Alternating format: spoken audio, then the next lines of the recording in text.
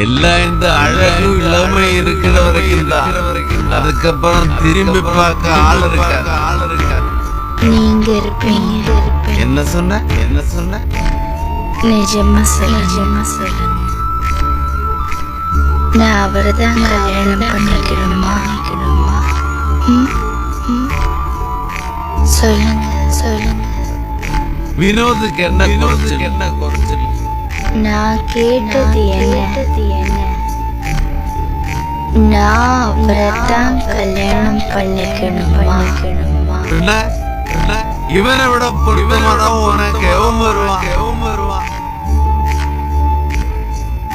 கிடைச்சாச்சு. யாரு? நீங்க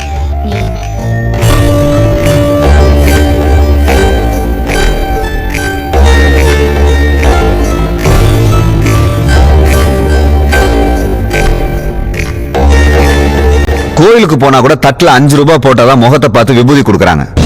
I want to expose corruption ஒருத்தன் கிளம்பினா 2004ல குஜராத்ல இருந்து வெறும் 40,000 ரூபாய் கொடுத்தான். என்ன ஏதுன்னு படிச்சு பார்க்காம மேஜிஸ்ட்ரேட் கையெழுத்து போட்டு கொடுத்தாரு. 2 பேருக்கு அகைன்ஸ்ட் அரெஸ்ட் வாரண்ட் வாங்கினா. அந்த 2 பேர் யாருன்னு தெரியுமா? Then president Mister Abdul Kalam and Supreme Court judge Mister Khare. நாடே பதறிச்சு. மறுநாளே ஒண்ணு இல்லாம ஆக்கிட்டாங்க. இது மட்டுமா?